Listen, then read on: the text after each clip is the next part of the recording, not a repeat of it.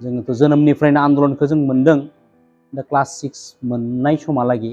जोंनि न'खराव 7 जन न'खराव गान डाउन जादों। आंनि गोदोर आब' दादै बिदिनो आदामोन गासै गावथार जाजोबदों। बिथाङा जाहैबाय तेनजिं बड'सा। जोंनि समाजावदि लाइमोनफ्रा साख्रि गैयाब्लाबो गावनि आथिङाव गसंनानै थानो हायो, सासे गेदेरथार एन्ट्रप्रेनियर जानो हायो, आरो बेनि एग्जाम्पलानो बिथां तेनजिं बड'सा। Thank you. आंथ' लाइफआव गावनि लाइफआव बयबो मोनसे सिन्था थायो जे गावनि लाइफखौ बिथा खालामनो थाखाय। आरो जोङो बर'फ्रा जोङो माखासे इन्सपाइरेसनाथ' जोंनि एनसेस्टारफोरनिफ्रायनो जोंनियाव माखासे इन्सपाइरेसन जायो। जोंनि एनसेस्टारफ्रा संसारखौ ओरैबायदि न'खरखौ खुंबोदोंमोन जे न'खरखौ खुंनाय समाव बिसोरनियाव बारियाव माने गय थायो, थाइजौ थायो, खान्थाल थायो, फाथै, लिसु, बा न'आव गन्द्रायाव दाउ थायो, फुख्रियाव ना थायो। ओरैबायदि मोजां मोनसे हेपि लाइफ आव माने सेल्फ सास्टेनेबल गावनि थांना थानायाव जि नांगौ बेखिनिखौ माने गाव न'खरफ्रामबो बर' न'खरफ्रा फजायनानै लायोमोन गोदोनि मानसिफ्रा। बेखौ जों नुबोदों गोदोनिफ्रायनो। आरो जोंनि मानसिफ्रा मिथिंगानि गेजेराव नेचारजों बुंफबनाय, मिथिंगाजों बुंफबनाय जि जायगायाव माने जानायनि अभाब गैया, खांख्राइनि अभाब गैया, नानि अभाब गैया, माने ओरैबायदि नेचारेल हेपि लाइफ जाबोदों जोंनि माने गोदोनि मानसिफ्रा। बहुत हेपि लाइफआव बिसोर दंमोन। खिन्थु जोंनि जायगाफ्राव जेब्ला बाहेरनि माखासे मानसिफ्रा एनक्रचमेन्ट खालामफैदों, हाबसोमफैदों, बै समाव जोंनि मानसिफ्रा गावनि जायगाखौ जेब्ला बाहेरनि मानसिफ्रा एनक्रचमेन्ट खालामदों जोंनि एरियाफोराव, बर' एरियाफोराव, बेफोरखौ माने जोंनि गोरों गोराफ्रा मोनसे बड'लेण्ड मुभमेन्ट जिथु खालामबोदों गावनि जाथिखौ रैखा होनो थाखाय दावहा नांबोदों। दिनै एनडिएफबिआनो बुं बा बिएलटिआनो बुं, आबसुआनो बुं, ज' जाना फालो जानानै बिसोर दावहा नांबोदोंमोन। आरो बै दावहा नांनाय समाव माखासे गामियाव जायफोर माहाजोन मुङै माने मख'जायोमोन, माहाजोननि न'खरफोरावनो आश्रय लानानै एनडिएफबिआनो जा, बिएलटिआनो जा, बा बिसोर आबसुआनो जा, दिनै बेफोर न'खराव आश्रय लानानै आन्दलनखौ बिसोर जागायजेनदोंमोन। थ' बै समाव आन्दलनखौ जागायनाय समाव जों फरायफुबाय थानायमोन, उन्दै सममोन। बै समावनो आन्दलना बड'लेण्ड मुभमेन्टआ जादों। आरो बे समाव माने जोङो खोब उन्दैमोन। क्लास 6 आव फरायफुबाय थानाय समाव बांसिन प्रब्लेम जादों। जोङोथ' जोनोमनिफ्रायनो आन्दलनखौ जों मोन्दों। दा क्लास 6 मोननाय समहालागै जोंनि न'खराव 7 जन न'खराव गान डाउन जादों। आंनि गोदोर आब' दादै बिदिनो आदामोन गासै गावथार जाजोबदों। बड'लेण्ड मुभमेन्टआव माने 7 जन मानसिया गावजादों। स' बिनि उनाव माने न'आव मोनसे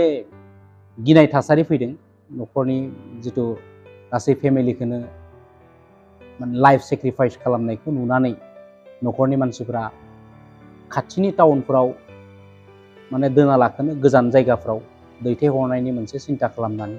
न'नि एनसेस्टार लेन्डखौ, हाखौ फाननानै माने आंखौ बाहेरायाव दैथायहरदों। आंथ' गुवाहाटियावनो थांदों, जितु गुवाहाटियानो जोंनि मेन राजधानि। गुवाहाटिनि उनाव आङो शिलंआव 10 बोसोर बयसआव मा खामानि मावनो, मालायनि फुलनि बागानफोरावनो, फुल बागानाव मालि हिसाबै बिबार बागान नायग्रा, दै होग्रा, फुल गायग्रा, बिदिहै आङो मारिया पाब्लिक स्कुल गुवाहाटियाव बेयाव मावनानै दंमोन। बिनि उनाव लाखै लाखै बैसो जालांबाय थाबाय, देरलांबाय थाबाय, रोंलांबाय थाबाय। शिलंआव थाबाय आङो, शिलंआव माखासे खामानि मावबाय। बिदिनो आंनि जिउआव आङो 13 बोसोर बाहेरायाव खामानि मावदों, 13 इयार खामानि मावखांनायनि उनाव आंबो माने जेब्ला आं बाहेरायाव थायोमोन, मानसिफोरखौ जेब्ला सिनायथि होयो आं आसामनि मानसि, आसामनि होननाय लोगो लोगो बाहेर स्टेटनि मानसिफोरा सानोमोन मा बिसोरो टेररिस्ट बा बिसोर उग्रपन्थिजों गादब जानाय मोनसे जाथि। खामानिबो होआमोन, जोंखौ गिनाय मोनसे फामोन। खिन्थु खायसे मानसिफोरा सोङोमोन जे आसामाव साहा जायो, साहा बिफां जायो, साहा खेथि जायो, बोरै जायो, बेफोरखौ सोङोमोन। जोंथ' जोंनि न'खराव बा बर'फ्रानो साहाखौ बै समाव गायामोन। साहा गायोबा माने जेलाव जोबनानै दोनोमोन, बिदि मोनसे सम दङमोन। खिन्थु लासै लासैनो साहा गायनो हमदों। आरो बे साहा गायनाय इन्सपिरेसनखौ खालामदों जेब्ला जोंनि एनडिएफबिफोरानो माने साहा गायनो बर'लेण्डआव साहा गायनो माखासे उत्सा खालामबोदों, इन्सपिरेसन होबोदों। बिनि उनाव आं फैनानै नुबाय जे जोंनि जायगायाव बहुत मानसिफ्रानो साहा गायदोंमोन। जोंनि फेमिलियाव आंनो फार्स्ट टाइम साहाखौ गायदों। आरो साहा गायनाय समाव आङो बेखौनो सानदों जे मानसिया जिथु दिननि आराम्भनिखौ साहा कापसेजों खालामो, बे साहाखौनो बहुतआनो गोबाङानो हाइलि केमिकेल फार्टिलाइजार, पेस्टिसाइड होनानै आबादखौ मावदों। बेखौ आङो अर्गेनिक आदबजों बा जिबारि आदबजों बर'आव जेखौ जिबारि होननानै बुङो स' बे आदबजों आङो आबादखौ मावनो थाखाय सोलोंदों खिन्थु बै समाव सोलोंनो थाखाय गियान सोलोंनो थाखाय जोंनियाव मोजां ट्रेनिं सेन्टार गैया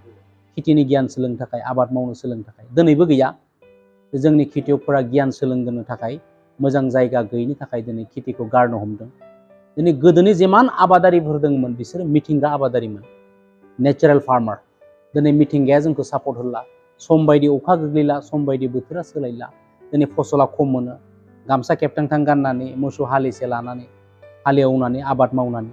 गावनि न'खरखौसो फिनो ना गावनि गामिखौ फिनो रायजो राजाखौ फिनो दिनै सास्टेनेबल जाला थ' बेयाव दिनै मडार्न फार्मिंखौ आंबो एडप्ट खालामनो गोनां जादों बै समाव माने अर्गेनिकखौनो आङो मडार्न टेकनिकजों जाहाथे मोजां आदबजों आङो बे आबादखौ मावनानै गावनो उत्पादन खालामनानै आङो फिसा क्वान्टिटियाव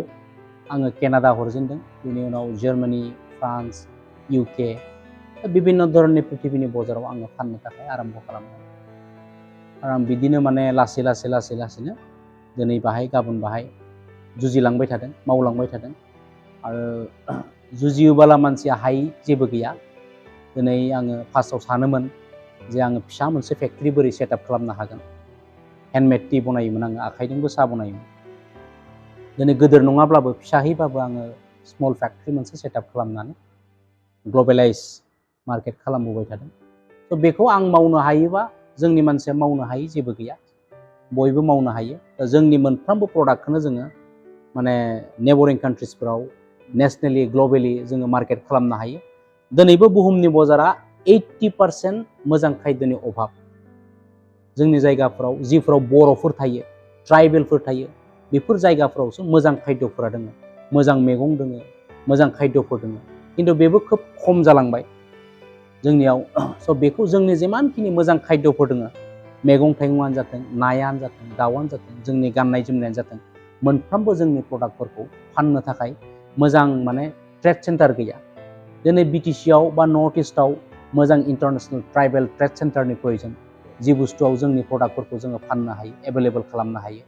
जायनि कारनाव मार्केटनि अभाबनि कारनाव जोंनि मानसिफ्रा दिनैसिमबो माने गावनि रोंगौथिखौ बा गावनि गियानखौ गावनि प्रडाक्टफोरखौ जोङो मोजाङै डिसप्ले खालामनो हायाखै जोंनि मानसिफ्रा खोब चेलेन्जिं पार्टआव दङ आरो बेखौ ज' जानानै फालो जानानै जों मावनो जुजिनांगोन मावलांनांगोन बेखौबो जोंनि मोनफ्रोमबो बुस्थुफोरानो जायफोरखौ ट्राइबेल होनदों नर्थ इस्टनि बे ट्राइबेलफोरनि गाननाय जोमनाय जानाय लोंनाय बेफोरखौ जों दिनै ग्लबेलाइज खालामजोबनो हानांगौ जों दिनै आङो सायाव गावनि प्रडाक्टखौ उत्पादन मोनसे दिहुननानै आं जेरै ग्लबेलाइज खालामदों आरो जोंनि मोनफ्रोमबो प्रडाक्टखौनो उत्पादनखौनो ग्लबेलाइज खालामोब्ला इक'नमिकेलि जों सास्टेनेबल जागोन गावबो मोजां खायद' मोनजागोन जों बेलेगखौबो जोङो मोजां खायद' जाहोनो हागोन मोनजाहोनो हागोन अब्लासो जोङो सान्तिखौ अनुभब खालामनो हागोन गोजोननायखौ जों अनुभब खालामनो हागोन दिनै जोंनियाव दिनै ओरैबायदि जोंनियाव सम फैदों जि समाव माने मोजां खायद'नि अभाब मोजां जानायनि अभाब मोजां दिननि अभाब दिनै बिभिन्न धरननि बेमार आजारा जोंखौ लासैनो साग्लोबफैदों थ' बिजनेसाव आङो आंनि प्राय दिनानो आंनिया आबादजोंनो जुजिनाय नालाय बिजनेसावनो थाबाय थायो आङो दिनै आंनियाव माखासे माने लकेल दखानफोरावबो दिनै लकेलावबो आङो माखासे प्रडाक्टफोरखौ डिसप्ले खालामो जिमानखिनि जोंनि फिसा फिसा टाउनफोर दङ खाथिनि बजार गोजाननि बजार जोंनि एन्टायारलि डिस्ट्रिक्ट एन्टायारलि स्टेटनि गेजेराव स्टेटनि जेमानखिनि सेन्टारफोर दङ मार्केट एरिया बाजार एरियाफोर दङ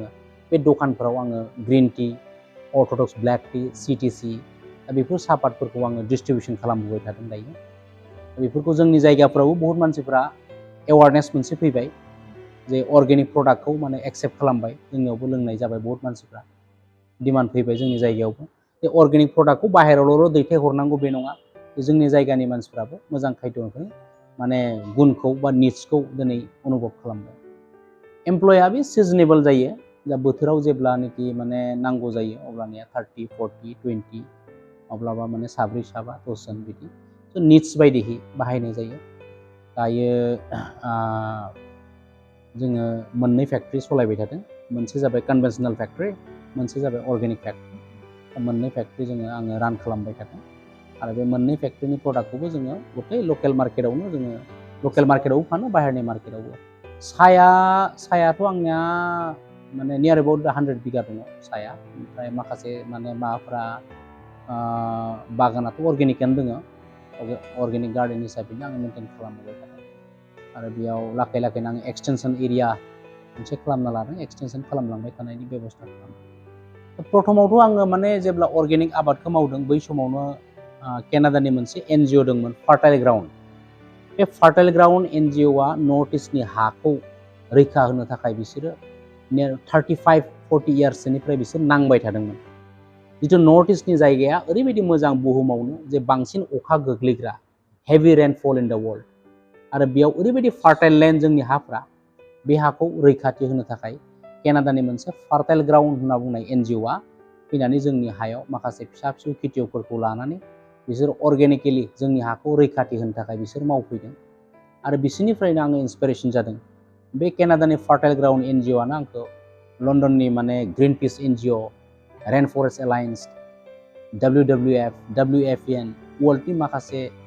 माने NGOs अर्गेनाइजेसनफोरखौ लिंक आप खालामना होदों माखासे बायार लाबोनानै होदों जेरै level ground trading trunk tea company मिशावला टी कम्पानि आरो आंनि बागानखौ वर्ल्डनिफ्राय बुहुमावनो फार्स्ट माने एलिफेन्ट फ्रेन्डलि सार्टिफाइड हिसाबै रिकगनाइज खालामदों आंनि बागानखौ थ' आङो माने गेजेराव मा खालामोमोन आङो पार्सनेलि आङो गावनि केपासिटि बायदियै सम सम आङो हाजोआव जितु आङो भुटान बर्डाराव सिमायाव हा दङ बागान दङ बेयाव आङो मा खालामोमोन गेजेर गेजेर औवा गायना होयोमोन थालिर गायना होयो मैदेरनि थाखाय दै लोंनो गेजेर गेजेर फुख्रि जावना होयो JCB जों लांनानै एक्सकेभेटर खालामनानै ओमफ्राय जिंखा खुमब्रा भल बेफोरखौ माने जोगोनार बेगरफोरखौ लांनानै हाजोफोराव गेजेर गेजेर गायना होयो जेब्ला माने जिब जुनारफोरा फैनानै जाहाथे मोनजायो बे आंनि नेचार आंनि जितु माबाखौ फिल'सफिखौ मोजां मोननानै बाहेरनि माने आंबो मिथियामोन जे बिसोरो आंखौ स्टाडि खालामबाय थादों बिसोरो माने WWF WFN बिसोर फैनानै माने केनाडानि USAनि माखासे NGOsफोरनि मानसिफोरा फैनानै बिसोरो बोसोरै आंनि नेचारखौ नुनानै बिसोर माने इन्सपाइरेसन जादों बे बुस्थुआ माने रिकगनाइज होनाय मोनसे माबा थ' बिसोर डिसकासन खालामनानै 18 कान्ट्रिया ज' जानानै बिसोरो वर्ल्डआव फार्स्ट एलिफेन्ट फ्रेन्डलि सार्टिफाइड खालामनानै आंनि बागानखौ होदों जे बिनि थिंकिं बिनि आइडियल'जि आरो बे मावनायजों इन्डेन्जार स्पिसिस जिथु मैदेरा दायो इन्डेन्जार लेभेलाव दङ गिथावना मोनसे स्टेजाव दङ बेखौ बासायनायनि मानसिदों आरो मैदेरनि दावहाया जोंनियाव बांसिन हिउमेन एन्ड एलिफेन्ट कनफ्लिक्ट्स बे बुस्थुखौ माने मिनिमाइज खालामनायनि खम खालामनायनि मोनसे माबा लानानै माने बे एलिफेन्ट फ्रेन्डलि सार्टिफाइडखौ आङो फार्स्ट बुहुमाव खालामदों आरो बेजों लोगोसे माने अखमाव माने आसामाव आंखौ हाइ सिभिलियान एवार्ड हिसाबै अखम गौरब माबा एवार्डखौ आंनो होदों आरो बिनि सिगाङावबो आङो all Indian top 3 farmer award मोनदों आङो in the present of prime minister Modi आरो बेनि उनाव आङो make in India tomorrow' India बिदि एवार्ड मोनबोदों खिन्थु बेफोरखौ आङो उत्सा खालामनाय इन्सपिरेसन आंनि थाखाय बेफोरो माने इन्सपिरेसन होदों आंखौ बहुद लाइफआथ' बेनो प्रथमाव नों गावखौनो सोलोंनानै लानांगौ आरो जोंनि जायगाफ्राव खुब सोलोंनायनि सुबिदाया बारा जोंनि बिमा बिफानिफ्रायनो जों बहुद सोलोंनो हायो जोंनि आबौ आबैनिफ्रायनो सोलोंनो हायो जोंनि आबौ आबैमोना हि दानो गोरोंमोन औवानि आइजें हेबनो गोरों दाउ फिनो गोरों अमा फिनो गोरों ना फिनो गोरों मोनफ्रोमबो बिथिङावनो जोंनि बिमा बिफाफोरा गोरोंखा बेखौनो जोङो कमार्शियेलाइज आरो मडार्न फार्मिं हिसाबै जोङो गुवारहै लार्ज स्केलाव जों बोरै दाउ फियो लार्ज स्केलाव बोरै जों अमा फिनो हागोन लार्ज स्केलाव जों बोरै ना फिनो हागोन जोङो इक'नमिकेलि बेबहायखौ बेखौ लानानै जोङो थाखा फैसानि बोलोगोरा बोरै जानो हागोन लार्ज स्केलाव जों बोरै थाइजौ बागान खालामनो हागोन नारेंखल बागान खालामनो हागोन गय बागान खालामनो हागोन थ' बेफोरखौ जोङो प्रपार प्लेनिं खालामनानै स्टाडि खालामनानै जों खामानि मावनांगौ जोंनि हाफोराव दिनैबो बाहेरनि मानसिफ्रा एनक्रोचमेन्ट खालामनानै जोंनि हाफोराव माखासे इन्डास्ट्रि बसायफैदों माखासे बागान बसायफैदों जोंनि हाखौनो जों बायफिननो गोनां जादों जोंनि हायावनो जोङो माने मोजां साजायनानै जों लानो हायाखै बिनि थाखाय जोङो ज' जानानै फालो जानानै जोङो फार्मिं खालामनांगोन आरो जों मोनसे थाखा फैसानि दावहा नांनांगोन सोरबा पलिटिकेल मोनसे ग्रुप फैबानो जे जोंनि अभाबा सुफुंगोन बे मालाबाबो जानो हाया दिनै जों गावनो जों गियानखौ रानलायनानै जुजिलायनानै जोङो मावनांगोन खुनु पलिटिकेल हान्जाया जोंनि नांनाय बा जोंनि अभाबखौ रावबो सुफुंनो हाया थ' जोंनि गियानखौ जों गोलावै थांना थानोबा जोङो जोंनि गियानखौ जोङो रानलायनानै ज' जानानै जों फालो जानानै नांनांगोन अब्लासो जोङो इक'नमिक वार खालामनांगोन थाखा फैसानि जों दावहा नांनांगोन अब्लासो जोङो शान्तिखौ अनुभब खालामनो हागोन, पिसखौ अनुभब खालामनो हागोन। थेंक इउ सो माच। तेनजिं बड'सा बिथाङा ओरैबायदि माखासे खामानि मावदों, जोंहा दिनै सोलोंनो गोनाङा बे गावनि आथिङाव गसंनानै थानो थाखाय बिथाङा खामानि मावदों। लाइमोनफ्रा माबायदि गावनि आथिङाव गसंनानै थानो हायो बेनि लामा दिन्थिदों। जोंनि हादोरनि रांखान्थि अबस्थाया माबायदि जौगानो हायो बेनि बिथाङा लामा दिन्थिदों। आरोबाव बयनिख्रुइ देरसिन खामानिबाव बे जाहैबाय हाग्रानि जिब जुनारखौ रैखाथि होनो थाखाय बिथाङा खामानि मावदों। दिनै जोङो मिथिगौ जोंनि बुहुमनिफ्राय, जोंनि मिथिंगानिफ्राय दावमा दावसाया जोबलांनायनि लामायाव गावथारदों, सिखार खालामदों, जादों। नाथाय बिथांनि फिल'सफिखौ जों सोलोंनांगौ। बिथांखौ इसोरा अनहरथों, बिथाङा समाजाव मोजां खामानि मावलांनो हाथों। थेंक इउ स' माच।